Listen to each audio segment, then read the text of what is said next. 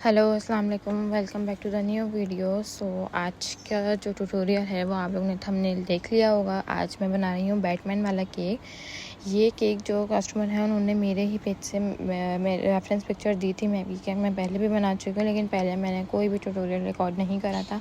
लेकिन ये मैंने फ़र्स्ट टाइम इस वाले केक का ट्यूटोरियल रिकॉर्ड करा है। ये उनको 1 पाउंड में केक चाहिए था, क्योंकि मैं बेंटो केक्स नहीं बनाती थी, मैं 1 LB के केक बनाती हूँ। तो फिर ये मैंने 1 LB का केक मैंने बेक कर लिया था। इसको भी मैंने चॉकलेट फ्लेवर में ही बनाया, क्योंकि मेरा चॉकलेट फ्लेवर जो है वो बहुत ज़्यादा कस्टमर्स को पसंद आता है। ये कस्टमर मेरे पुराने ही, उन्होंने मुझसे 2 से 3 दफ़ा केक्स बनवा लिए हैं। फिर उन्होंने वो रेफरेंस पिक्चर मुझे भेजी कि उनको इस तरह का केक चाहिए। उन्होंने कैप्शन वगैरह मुझे बता दिया, मैंने उनकी ही रिक्वायरमेंट्स के अकॉर्डिंग केक रेडी कर दिया। बस फिर यहाँ पे सारे लेयरिंग मैंने करी। लेयरिंग से का प्रोसेस सारा सेम है। विपिंग क्रीम मैं यूज़ करती हूँ। मैं अभी बटर क्रीम यूज़ नहीं करती, मैं विपिंग क्रीम में ही काम करती हूँ, क्योंकि विपिंग क्रीम का टेस्ट बहुत अच्छा होता है। बटर क्रीम मुझे ऐसा लगता है वो थोड़ी सी एक्सपेंसिव पड़ जाती है, और अभी कस्टमर्स के बजट में जैसे वो नहीं आएगी। तो इंशाल्लाह मैं बटर क्रीम वाले केक्स भी स्टार्ट करूँगी कुछ टाइम में। बस फिर यहाँ पे मैंने एक लेयर लगाई, क्रीम लगाई, इस पर मैंने चॉकलेट ऐड करी। फिर मैंने सेकंड लेयर रखी केक के, इस पर मैंने क्रीम लगाई। दोबारा से सेम प्रोसेस मैंने करा इस पर। इसको फिर हम रेडी करके बिल्कुल ठंडा करने रख देंगे, क्योंकि जब तक केक अच्छे से ठंडा नहीं होता, चिल नहीं होता, तो उसकी जो फाइनल कोटिंग हम करते हैं वो फिर अच्छी सी स्मूथ से नहीं होती।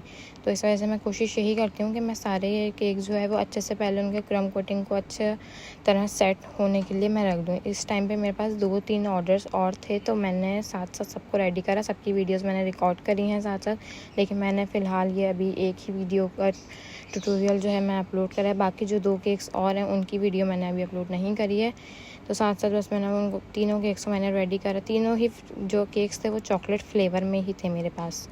बस फिर मेरे लिए बहुत ज़्यादा कन्वीनियंट हो गया था कि एक ही फ्लेवर में जब आपके पास 2 से 3 ऑर्डर्स एक ही दिन के आ जाएँ, तो फिर बहुत इजी रहता है काम करने में, क्योंकि एक ही साथ सारा बैटर मैंने बना के तीनों केक्स मैंने बेक कर लिए थे। और तीनों केक्स मेरे पास 1 पाउंड के थे, जिसमें से 2 केक्स जो हैं वो थोड़े डिफरेंट थे। एक रेड थीम में था, एक बो वाला केक था, और एक ही बैटमैन वाला केक था मेरे पास।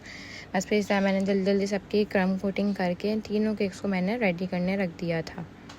इस वाली वीडियो को मैंने बिल्कुल जो है वो स्लो ही रिकॉर्ड करा। मैंने इसको कोई भी ज़्यादा स्पीड मैंने इसकी नहीं बढ़ाई, क्योंकि वीडियो वैसे ही ज़्यादा शॉर्ट बनी थी, क्योंकि केक पे इतना काम कुछ था नहीं। बस क्रम कोटिंग थी, फाइनल कोटिंग थी, फिर उसका बस टॉपर वगैरह जो लगना था वो लगा था। उसकी वीडियो मैंने टाइम लैप्स में रिकॉर्ड कर लिए थे बाकी के, इसलिए फिर मैंने इसका बिल्कुल स्लो करके मैंने दिखाया कि इजीली आप लोग सारा प्रोसेस देख लेंगे, किस तरह मैं क्रम कोटिंग करती हूँ केक्स पे और किस तरह फाइनल कोटिंग होती है। बस फिर जब तक हमारा केक ठंडा हो रहा था, तो फिर यहाँ पे मैंने एक टॉपर रेडी कर लिया था। उसका टॉपर के लिए मैंने ये जो कटर्स हैं ये मैंने बेक अवे से मंगवाए थे, मेरे पास रखे हुए थे, तो मैंने वही कटर्स यूज़ कर लिया। अब उसके जो नीचे वाली लेयर थी उसके लिए मैंने ये राउंड कटर से पहले मैंने उसको कट करा, येलो वाली लेयर को। फिर मैंने उसको थोड़ा सा सेट कर लिया, लेकिन थोड़ा सा यहाँ पे कटिंग मुझसे सही हुई नहीं थी उस वाले की, येलो वाली लेयर की। तो वो बस फिर जैसी हुई थी मैंने उसको सेट होने रख दिया था। फिर यहाँ पे अब हमने इनकी फ़ाइनल कोटिंग तैयार कर ली थी। अब इस वाली क्रीम में मैंने वाइट क्रीम में मैंने 2 ड्रॉप विपग्योर के मैंने ऐड करे थे, विपग्योर ब्लैक कलर के, क्योंकि विपग्योर के कलर्स बहुत ज़्यादा अच्छे होते हैं, उनका कलर बहुत अच्छा सा आ जाता है। मैं वैसे बेक हाउस के लिक्विड कलर यूज़ करती हूँ, लेकिन वो बहुत ज़्यादा ऐड होते हैं। बस फिर मैंने इसी तरह इसका ग्रे कलर रेडी कर लिया था। और फिर क्योंकि केक अच्छा सा मेरा बिल्कुल चिल हो गया था इसकी क्रम कोटिंग, तो जो फाइनल कोटिंग है वो बहुत अच्छे से फिर हो गई थी इस पर, बिल्कुल नीटली और फिनिशिंग के साथ कोटिंग इस पर हो गई थी।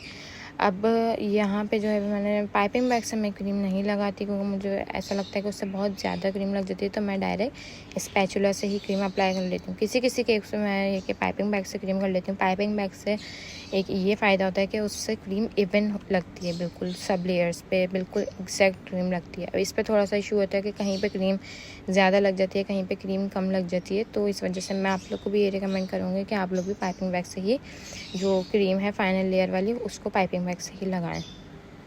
बस फिर यहाँ पे मैंने जल्दी जल्दी इसका ये काम रेड करके रखा। फाइनल कोटिंग ये मैंने रात को ही कर ली थी, क्योंकि मैं सारे केक तकरीबन मैं रात को ही रेडी कर लेती हूँ। हाफ डन मैं इनको रात को करके रखती हूँ। टॉपर्स वगैरह मैंने ये उठ के लगा लिए थे। फिर मैंने इसको पैक करके मैंने टाइम से राइडर को दे के और फिर डिलीवर करवा दिया था। अक्सर डिलीवरीज लेट हो जाती हैं, वो भी राइडर की वजह से, क्योंकि राइडर थोड़ा सा बिजी होते हैं, उनको फिर कि और भी जगह डिलीवर करने होते हैं केक्स, इस वजह से। तो बस फिर मैंने केक रात को ही रेडी कर लिया था। मैं इस वजह से टाइम से रेडी कर लेती हूँ क्योंकि डिलीवर होते हुए कुछ ज़्यादा लेट नहीं हो और अच्छे से फिर केक सेट भी रहे, क्योंकि जब केक ओवरनाइट हम फ्रिज में रखते हैं तो वो बहुत अच्छे से उसकी क्रीम जो है वो सेट हो जाती है, पर डिलीवर करते वक्त जो है केक ख़राब नहीं होता। और राइडर्स बहुत सेफली डिलीवर करते हैं केक्स, इस वजह से।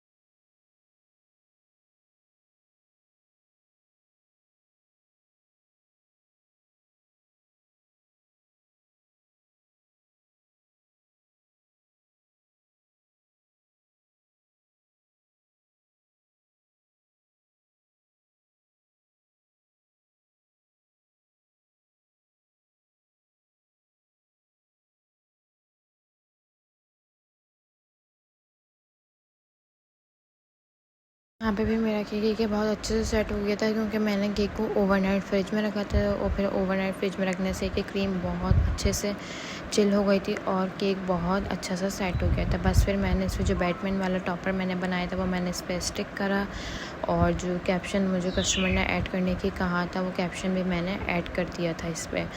अच्छा, मेरी कोशिश ये होती है कि मैं कि अल्फ़ाबेट से ही नेम लिख दूँ, लेकिन कभी कभी ऐसा होता है कि वो छोटे केक्स होते हैं उन पर अल्फ़ाबेट्स वाले नेम पूरा पॉसिबल नहीं होता, तो फिर मैं क्रीम से ही लिख लेती हूँ।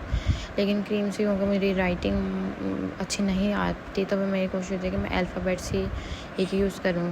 लेकिन अब इस पर फिर ये क्या पॉसिबल था नहीं, जगह बहुत कम थी केक पे, तो मैंने क्रीम से ही इस पर नेम लिखना स्टार्ट करा।